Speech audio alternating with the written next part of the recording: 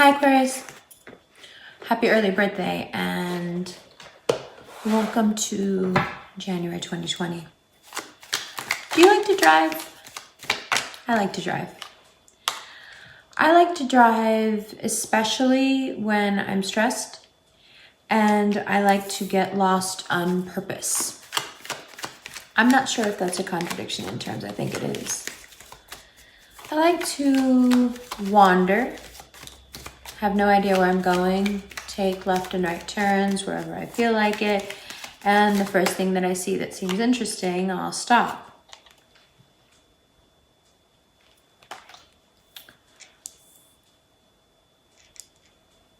You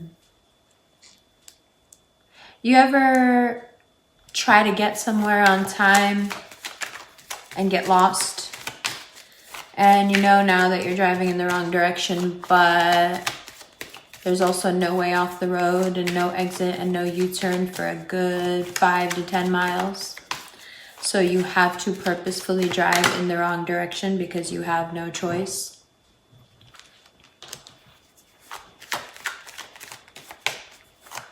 January. What's going on with the fighting? 5 of Wands, 5 of Swords. Fighting in the love department. Pain. Is there distrust? Are there sharp words, Aquarius? Has some sort of a trust been broken? It's also in terms of finance and work. Something is different, something is missing, something is gone. You need to change, you need to evolve, your relationship needs to evolve, everybody needs to talk about it.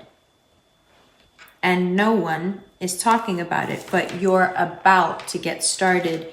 And when you do, you've got a lot to say. A lot. And from where are you saying this stuff?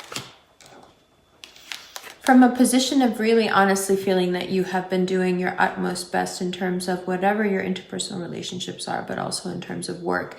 And that you feel that for your efforts you have received not nothing, less than nothing, betrayal.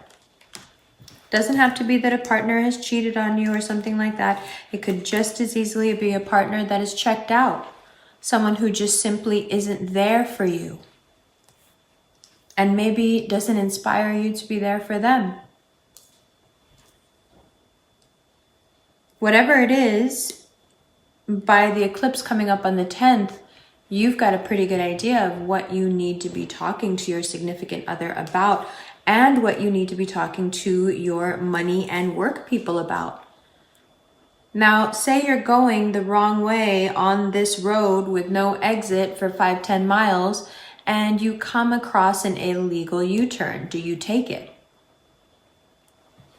What a question. Here, it seems like there are many times when you've tried to take that illegal U-turn and they haven't worked out very well. Running from your problems is not the same thing as solving them.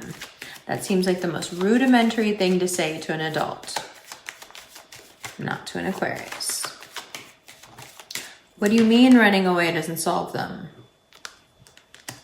It doesn't. The ghost of that problem keeps making its way into your life. 5 of Wands, 5 of Swords, 9 of Swords, Judgment. The ghost of that cycle keeps finding you. Whether it's about money or love, usually with Aquarians, it's not about both, it's either or. But in that arena, you have a pretty fixed story that you tell yourself, that you've got to fight for what you have to keep an eye on it to keep it. You will at some point be betrayed, and judgment, justice will be served and judgment will be carried out. This earth sign energy, Aquarius, has been around for so long and has been in so many different ways so weak and so damaging and so not worthy of your, and yet here they are in your birthday reading. I think they're here because you finally have a chance to let them go. And look what happens and what's hiding under here if you let them go. And look what's hiding under there if you made the Three of Wands decision without knowing what was underneath here. If you made the decision to let that Page of Pentacles no good for you person go, just off of principle, look what was lying underneath. You in a situation that either can be salvaged or a new situation that makes you feel connected the way you did when you were a child, connected to your family. That person becomes your family. And why?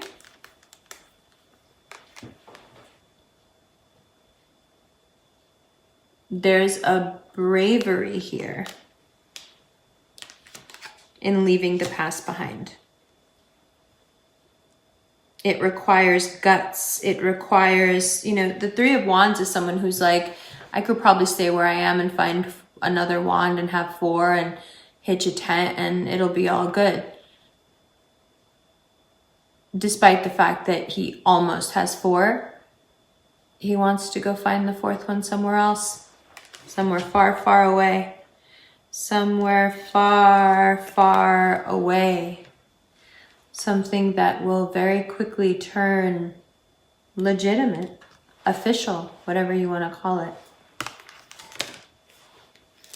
Okay, Aquarius. One more time, happy birthday. I love you. Mwah. Let's look at these cards, yeah? So, Aquarius. I'm going to be really honest with you. I've been sitting in front of this camera for about half an hour trying to do the second part of your reading. And instead, I've been hitting this pen, drinking this cappuccino, and doing something called dead hair. This will all make sense in a moment. Which is a ritual that a extremely beautiful Filipino girl that I once worked with when I was 18, and subsequently the friend that gave me a place to live when I needed it, taught me. So the ritual called dead hair is where you painstakingly go through your entire head and you feel through every strand and you feel for the hairs that obviously are showing signs of shaft damage. And the way you can do so, if you have pretty straight hair, is that the hair will feel, you know, like the way you strip a ribbon to curl it on a balloon or a present, it will feel upbraided. And that's how you know you've come across a quote unquote dead hair. And she would then, after just putting her fingers through her hair over and over again for hours, when she came across a dead hair, this was all done with tactile function, she would then pull it out by the root. And every time she did so, she would hold it out in front of her, or in this case, me, and herself, and say, dead hair. Which to me was always funny because I had just come out of, you know, like prep school. And I loved to tell her over and over again that that was redundant. And she would say, no, it's not redundant. And I would say, yes, I don't think you know what redundant means. And she would say, I know what redundant means, and I don't think you understand what hair is. She also had some of the most beautiful hair I've ever seen. on anyone. I would, of course, years later find out that hair is an extension of our nervous system and has direct access to the brain. So it is our beautiful antennae. And I suppose when looked at that way, what she was doing, what I was just sitting here doing, what I have done from the moment she did it in front of me. I have done this ritual once every few months. I'd say once every 6 months. What she was actually doing, what I'm actually doing, is sorting out the antennae that are either overused, fried, somehow been pulled apart, damaged, and are therefore not bringing in a clear signal. Therefore messing up or altering, negatively altering my decision-making process because my information is not coming in clearly. So I sat down to do your reading, and instead of doing your reading, I sat here and did dead hair for about half an hour. And then, as I was simultaneously kicking myself for not doing the second part of the reading, knowing your birthday is here, knowing the eclipse is coming up, all of a sudden, the irony of what I was doing, it occurred to me. The cards I've been looking at through the lens of the camera finally just kind of snapped into focus. And I realized that I was sitting here doing exactly what it is that you need to spend 2020 doing. Dead hair it is, mon ami. It is time to do the somewhat pedantic, somewhat ugly work of sifting through what for the most part is glorious, but in some parts needs to be completely pulled out by the root. Right? To save the follicle. And that was her reasoning when asked. Oh my God, I would say, Pierre, you can't pull your hair out. What about the root? And she'd say, well, what if the hair is damaged all the way to the root? You have to save the follicle. So, 5 of Wands. Does anyone want to pull their hair out? I guess some people actually, yeah. It's a thing. Yes, it is. Yes, it is. It can be a compulsion. It's in the DSM, right? It can be a compulsion. It's up there with cutting and picking at your skin and those behaviors, right? So there are people who enjoy it, but if you don't have the condition, do you enjoy it? No. Do you enjoy sitting there and sifting through and finding, the remnants or the proof of the damage you've done to your hair? No. But now that you know, do you think you'll ever stop doing it? Because it's so necessary, is what I'm getting at. It really is. I hate to sound like a broken record, but you have some ugly facts to face, and you have some ugly conversations you need to have, but also they're really very much on your turf. If you're having a difficult conversation with someone who's very traditional, be it an earth sign or not, most likely an earth sign is what it looks like, You need to be able to say it the way you want to say it. Call it out the way you want to call it out. You're allowed to counter the establishment being the most powerful thing. You're allowed to counter it, even at your own expense, and just push it all the way to the limit and say it exactly true. Right? Judgment, bottom of the deck, justice. To me, Aquarius, this reading is more like a reading for the universe, for the planet better.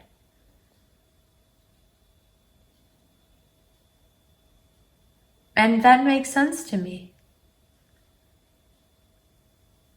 Because we see here that even in the midst of what will turn into all sorts of mayhem in the world around us, Aquarius chooses the high road every time, even if they don't know they're doing it.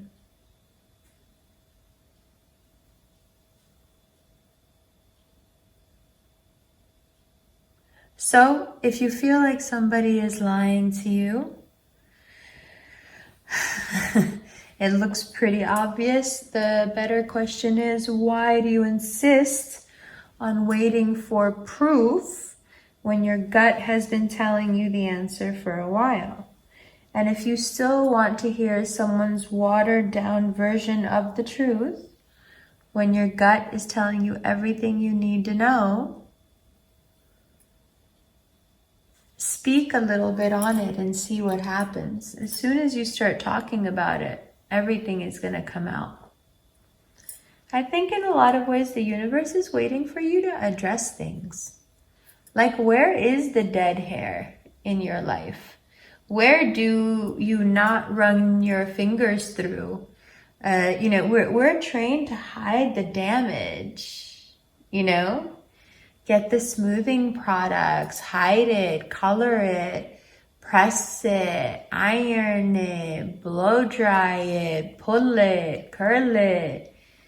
We're trained from birth to seek out healthy perfection when it comes to hair. It is completely counterintuitive to be going through your hair looking for not the beauty, but the damage. Yeah, I know you guys like that. Sorry. My swag level is crazy right now. So you see what I'm saying? And you have a chance, like I said before, to really step up and, be who the 5-year-old version of you knew you would be. Get prepared, Aquarius. Build your boats. Get out there in that water. Everything will meet you there. Everything. It keeps trying to meet you. But you get stuck up here and don't move at all. That fixed thing. You could just go through it very, very quickly. Boom, boom, boom, boom, boom. If you're dealing specifically with a Taurus and they're really, really, really hurting you, I feel like you're sticking around because you feel like, no, I have something to say. You can say it by just leaving.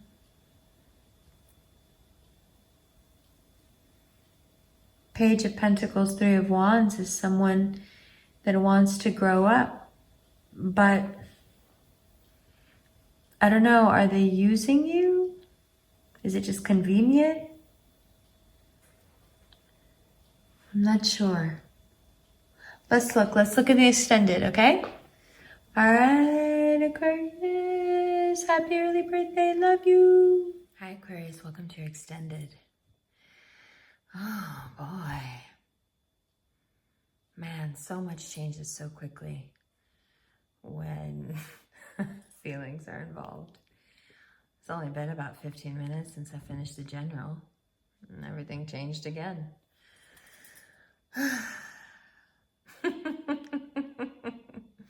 So, let's start with this first card here.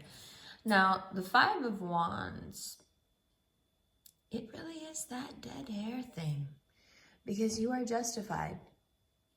And for a lot of the people that are going to get weeded out now, Aquarius, it's their own karma. You're really not the type to create new negative karma. Of course, there are unevolved Aquarians that do, and we know that. But for the most part, you guys are a pretty karmically aware bunch, which generally means that you become the purveyors of other people's karma. And in the case of this upcoming eclipse,